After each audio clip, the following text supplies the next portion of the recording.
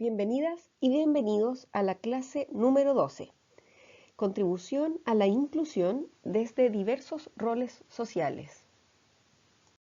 En cuanto a los objetivos de la clase de hoy, tenemos conocer el concepto de rol social, comprender las teorías de la psicología social en torno a la exclusión, y por último, reflexionar sobre la contribución a la inclusión desde los diversos roles que desempeñan en su vida diaria y que desempeñarán en su vida futura. En esta clase profundizaremos en diversos contenidos. Por ejemplo, ahondaremos en qué es un rol, el por qué excluimos, daremos también explicaciones del proceso de exclusión y también cómo podemos contribuir a la inclusión. Cuando hablamos de un rol, nos referimos a un papel que cumple una persona o un grupo de personas. Este papel contiene también una expectativa, es decir, lo que se espera de esa persona por tener una determinada posición social. Desde la psicología social, el rol se define como un conjunto de normas que definen la forma en que las personas de una posición social específica deben comportarse. Muchas veces las personas nos preguntamos ¿por qué ha sido tan difícil construir un mundo verdaderamente inclusivo? ¿Por qué existe todavía la discriminación a cierto grupo de personas? ¿Por qué el ser humano tiende a discriminar, a tener prejuicios, a tener estereotipos, ¿cierto? Estas preguntas no solamente son preguntas actuales, sino que históricamente diversos investigadores y teóricos se han preguntado ¿por qué el ser humano tiende a excluir? Desde la psicología social, revisaremos algunas teorías que explican el proceso de exclusión. Describiremos tres teorías.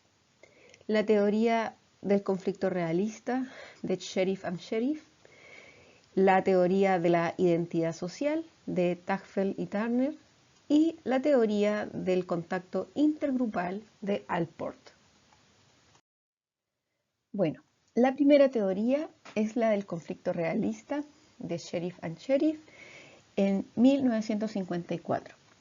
Esta teoría plantea que la exclusión aparece cuando existe un grupo que es percibido como competencia para conseguir un fin. ¿Ya? Por lo tanto, cuando hablamos de competencia, nos referimos a que estos dos grupos, que son distintos, compiten en conseguir una meta, pero esta meta es excluyente. Esto quiere decir que si esa meta la gana uno, la pierde el otro. Es una misma meta. Por ejemplo, en un grupo de scout, si al mismo grupo lo separamos en dos y los hacemos competir por un premio, seguramente aparecerán rivalidades. Si se mantiene esa competencia, probablemente también prejuicios entre un grupo y otro y también algunas hostilidades. ¿Ya? Eso está estudiado por la psicología social. Si tenemos esta teoría de base, podríamos inferir la importancia de generar prácticas colaborativas y cooperativas en diversas dinámicas grupales, en todo contexto, por ejemplo, en educación, en contextos laborales y también dentro de las familias. Ustedes, a futuro, incluso actualmente, están posicionados en un rol social. Actualmente como estudiantes universitarios, a lo mejor como hijo de una familia o hija de una familia, a lo mejor algunos de ustedes ya son padres, madres, son compañeros, son amigos, y algo de poder seguramente tienen en generar alguna dinámica más colaborativa y cooperativa más que basado en la competencia. Y esto es súper importante que lo tengan en mente a futuro.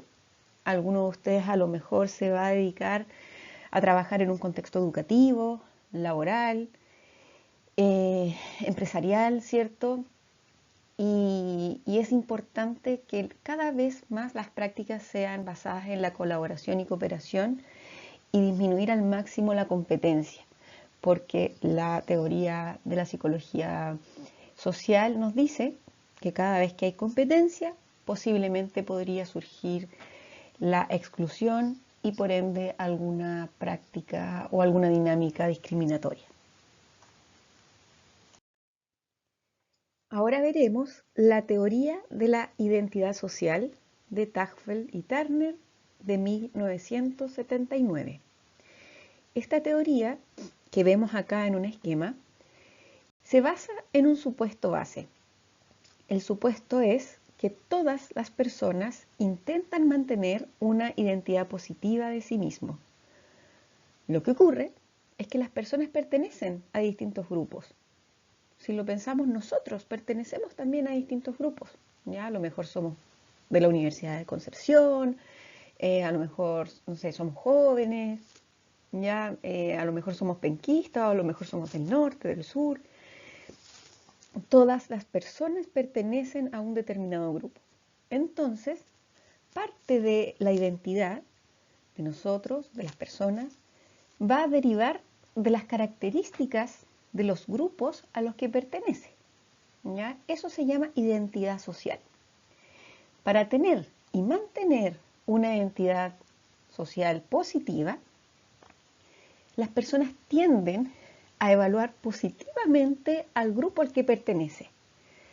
Y esto, a la larga, puede provocar distinciones intergrupales. ¿Ya? Por ejemplo, nosotros, la mayoría de acá a lo mejor somos chilenos, entonces uno tiende a decir, mira, los chilenos somos mucho mejor que los argentinos, que los peruanos, que los bolivianos, y tratamos de atribuirnos características positivas para mantener nuestra identidad social lo más positivamente posible. Es eso lo que se llama un proceso de categorización y comparación. Categorización porque nos identificamos con ciertos grupos. Luego aparece la comparación. En el fondo, al tratar de mantener esta identidad positiva, tendemos a compararnos y nos atribuimos características más positivas que el resto. Ya, por ejemplo, yo estudio enfermería y enfermería es una carrera mejor que una carrera del área de la educación o del área de la ingeniería por tal y tal cosa. ¿Ya? Eso es comparación. Al comparar, naturalmente aparece la polarización, en el fondo este efecto de lo bueno y lo malo, lo positivo y lo negativo, ¿ya? Y también, junto con eso, estereotipos y prejuicios. ¿Ya? Por ejemplo, no, es que el chileno es mucho más honesto o el chileno es mucho más solidario. ¿Ya? Esos son estereotipos. O decir, no, es que el argentino es tal y tal, o en general los peruanos son así. Ya, a la base, esas son creencias, son estereotipos y que generan finalmente valoraciones, ya que son los prejuicios. Y por ende aparece el conflicto. ¿Ya? ¿Qué podemos inferir a la base de esta teoría? La importancia de recalcar que todos somos miembros de un gran grupo. ¿Ya? Por ejemplo, todos somos personas. Todos poseemos derechos humanos. ¿Ya? Solamente para reflexionar, chicos y chicas. ¿Qué opinan ustedes del proceso de regionalización, ya que plantea la nueva constitución? ¿Ya? Esto de que las regiones van a tener una mayor autonomía. ¿Cómo podríamos hacer para que esta nueva constitución no nos separe? ¿Ya? Y que a la larga esta segmentación y esta categorización por regiones no nos genere más motivos de conflicto, ni prejuicios, ni estereotipos asociados a esta distinción entre regiones. ¿Ya? Entonces vamos a tener que, como sociedad, que tener en mente que todos somos ciudadanos de un mismo país, todos somos chilenos, todos tenemos los mismos derechos. Ahora veremos la teoría del contacto intergrupal de Allport en 1954 y posteriormente desarrollada por Pettigrew en 1998.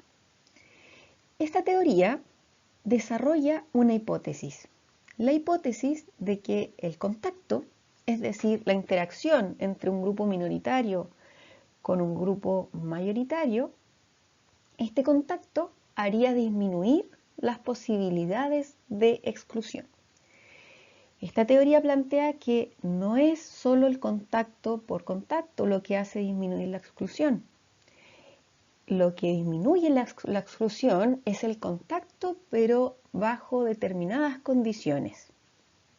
Allport hace una propuesta de cómo se puede disminuir la discriminación y cuáles tendrían que ser estas condiciones para que este contacto no genere exclusión. En primer lugar, plantea que este vínculo entre un grupo minoritario con un grupo mayoritario tiene que ser en igualdad de estatus de los participantes. ¿Ya? Les voy a dar un ejemplo para que se entienda mejor. Imaginémonos que una empresa pretende ser inclusiva y dentro de su personal contratan a una persona que se moviliza en silla de ruedas. ¿Por qué? ¿Por qué toma la decisión esta empresa? Porque cree que a lo mejor el solo hecho de que este grupo, a lo mejor en situación de discapacidad, un representante de este grupo, esta persona, al participar en esta empresa, va a disminuir las dinámicas de discriminación y de exclusión, ¿ya? Pero ojo, no solamente ese es el vínculo o la relación por sí sola o el contacto por sí solo, tiene que ser bajo ciertas condiciones. Esta persona que ingresa al trabajo tiene que participar en igualdad de estatus que el resto de los participantes. Por ejemplo, si todos los que trabajan tienen un computador, tienen una oficina, esta persona también debe tener las mismas ventajas. Ya si a lo mejor todas las personas tienen un determinado salario, esta persona tiene que tener ese mismo salario. ¿Ya? Esa es la primera propuesta que realiza Allport. En segundo lugar, se plantea la consecución de objetivos comunes. Es decir, que esta persona que se va a incluir a la empresa, ya bajo este ejemplo, tenga las mismas posibilidades de conseguir un objetivo. Ya, por ejemplo, si en esta empresa todos tienen la posibilidad de tener un ascenso o de fin de año ganarse un premio, esta persona también tiene que tener las mismas posibilidades. El tercer punto es que debe existir dentro de esta empresa una dinámica basada en la cooperación. Por ejemplo, sería muy importante que las reuniones sean bajo el trabajo en equipo, basada en la colaboración, para que esta persona pueda realmente incluirse.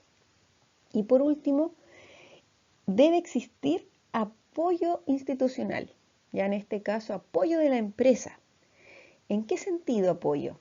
En crear normas, en crear a lo mejor protocolos donde se establezcan sanciones y regulaciones que faciliten el contacto óptimo, ya que por ejemplo se sancione algún tipo de práctica discriminatoria, que regule también cómo deben hacer algunos tipos de ajustes o adecuaciones para que las personas en situación de discapacidad puedan incluirse y participar activamente en igualdad de condiciones.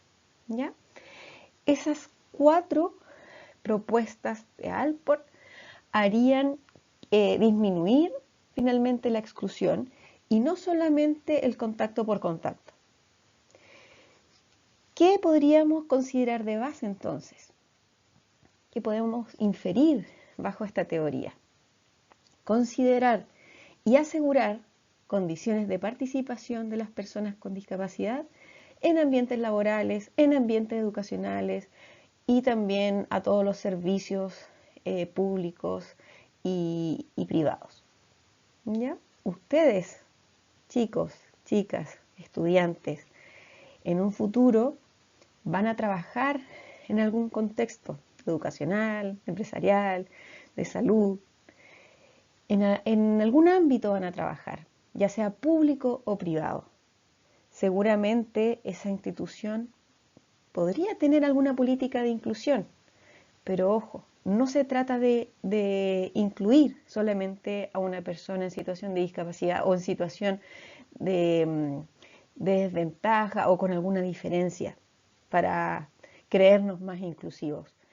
Esta incorporación tiene que basarse en ciertas condiciones: igualdad de estatus, consecución de objetivos comunes, cooperación intergrupal y apoyo institucional. El contacto por contacto no es suficiente para disminuir las dinámicas de exclusión. Para poder reflexionar en base a estas 3 teorías de la psicología social, los invito a ver un pequeño extracto de la película chilena Machuca, ¿ya? Del año 2004, en el siguiente enlace. En esta película nosotros podemos ver un ejemplo de que el contacto por contacto, el solo contacto, ¿cierto? El solo incorporar a una persona que representa una minoría, en este caso un chico de contexto vulnerable, ¿cierto?, a un colegio de mayor nivel social, no es la única condición necesaria para disminuir los prejuicios y disminuir la discriminación, porque finalmente puede provocar mayor discriminación y mayor exclusión, como se refleja en este extracto de la película. Ya tiene ese contacto que tener ciertas condiciones, como lo vimos en la teoría anterior. Ahora las y los invito a reflexionar cómo podemos contribuir a la inclusión. Debemos pensar que las formas de contribuir a la inclusión son múltiples, son diversas. Todos y todas tenemos un rol dentro de la sociedad, a lo mejor como hijos, como hermanos, como compañeros, como estudiantes, como docentes, profesionales, como padre, como madre, a lo mejor como futuros profesionales. No es necesario tener un rol de poder para realizar una contribución a la inclusión. Todos, independiente de nuestra edad, independiente de nuestras diferencias, podemos contribuir a la inclusión. Las formas son múltiples y muchas veces son simples.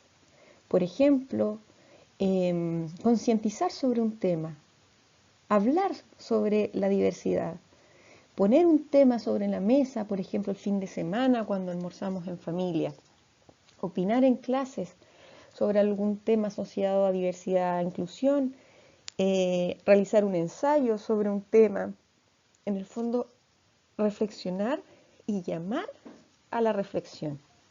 Eso es una tremenda forma de contribuir a la inclusión. A lo mejor a futuro, cuando trabajen, van a poder tener mayor capacidad de decisión sobre algunas prácticas, ¿ya? Lo bueno es que en este curso espero que hayan aprendido cómo podemos ir disminuyendo las barreras, aumentando los facilitadores para disminuir al máximo las dinámicas discriminatorias y las dinámicas excluyentes.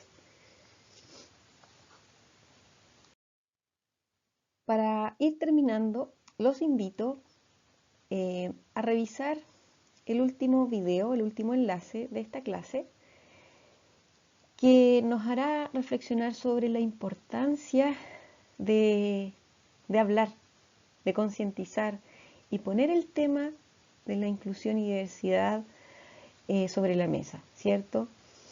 La importancia de educar a las nuevas generaciones en torno a la inclusión, el uso del lenguaje adecuado hacia las personas en situación de discapacidad, también el buen trato hacia las personas con discapacidad. En este video que vimos a continuación podemos ver que los niños y niñas naturalmente nacen sin prejuicios, sin estereotipos a la base. Somos los adultos que vamos inculcando creencias erróneas sobre ciertos grupos de personas. Si evitamos eso en nuestros niños y niñas y en las generaciones que vienen, lo más probable es que a futuro tengamos un mundo mucho más inclusivo y por ende un mundo mejor.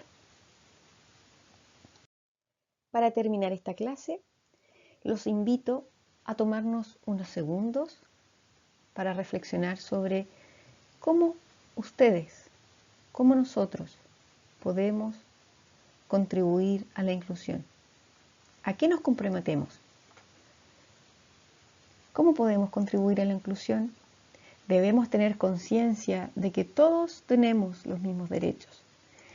Mayor conciencia de que la clave está en la educación, en generar mayor información sobre el tema, en generar dinámicas cooperativas y colaborativas, en mantener un buen trato con todas las personas, un lenguaje adecuado, mayor empatía, respeto, tolerancia, un compromiso real con la inclusión, políticas públicas mucho más inclusivas donde las decisiones se tomen a nivel sectorial y transversal, ya de manera mucho más democrática, mayor acceso universal, ojalá en los contextos de enseñanza-aprendizaje se use también un diseño universal de aprendizaje, mayor participación de todas y todos sin dejar a nadie atrás y por sobre todo mayor concientización sobre estos temas.